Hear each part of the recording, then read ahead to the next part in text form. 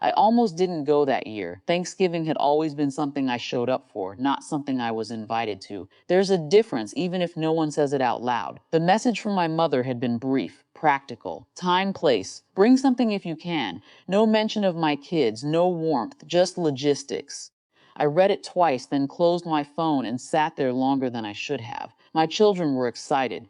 They still believed family meant something simple. I didn't correct them. I just packed their coats, reminded them to be polite, and told myself I could get through a few hours like I always had. At my parents' house, everything looked the same. Same table, same dishes, same careful arrangement of people that never quite included me. My sister was already there. Her kids settled in like they belonged to the space in a way mine didn't. It wasn't anything obvious at first, just small things. My kids hovering instead of being pulled into games.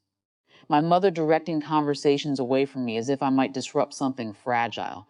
My sister avoiding eye contact, busy in a way that didn't require explanation. I told myself it was fine. It had always been like this. I knew how to stand just outside of it. Dinner made it harder to pretend.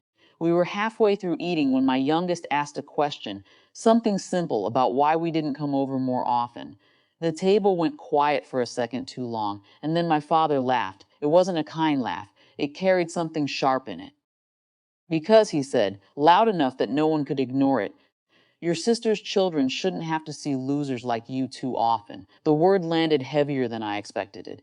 Not because it was new, but because of where it was said, in front of my kids, like it was normal, like it didn't need to be hidden anymore. No one corrected him. My mother looked down at her plate. My sister shifted in her seat but said nothing. The room kept breathing like this was just another moment to move past. I felt my children go still beside me, and for the first time I didn't try to smooth it over. I set my fork down carefully. Not loud, not dramatic, just enough to feel deliberate. Okay, I said. That was all at first. Just that one word. Calm, steady, almost neutral. My father scoffed like he expected something louder, something easier to dismiss. I didn't give it to him. I'll stop helping with the money, I added, just as evenly. It didn't sound like a threat. I didn't mean it as one. It felt more like stating a fact I had already decided on somewhere deeper, long before this moment. There was a pause, but it wasn't the same kind as before. This one had weight to it. My mother looked up. Don't be dramatic. I'm not, I said, and I wasn't. That was the strange part. I didn't feel angry in the way I thought I would. No shaking, no raised voice. Just something settling into place. My sister let out a small laugh, dismissive. You always say things like that. I didn't argue. I didn't remind them of the rent I'd covered last winter, or the medical bills, or the quiet transfers that kept things stable when they weren't. I didn't need to list it out for it to be real. Not this time, I said. That was it. No explanation, no negotiation. Dinner didn't recover after that. Conversation tried to restart in fragments, but it kept slipping. My kids stayed close to me, quieter than usual, watching in a way I knew they'd remember later. We didn't stay long. No one stopped us when we left. The shift didn't happen at the table. It happened a few days later in the kind of way that can't be ignored. My phone rang in the afternoon. My mother's name. Her voice was different, tight, controlled. There was a bill due, something urgent. She didn't say please, but she didn't sound certain either. I listened. I can't help with that anymore, I said. There was silence, then a sharper edge. You're really going to do this over one comment? It would have been easier to say yes. Easier to make it about that moment, something small enough to fix. But it wasn't. I'm going to do this because it's been like this for a long time, I said. I just didn't say anything before. She didn't respond right away. When she did, it wasn't anger exactly. More like something unsettled, something she didn't have a ready shape for. We'll figure it out, she said, and hung up. After that, things changed in ways that were hard to describe but impossible to miss. Mom's came more carefully. Fewer assumptions.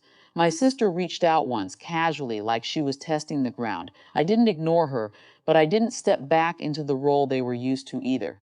No one apologized, not directly, but the tone shifted. At home, my kids asked questions.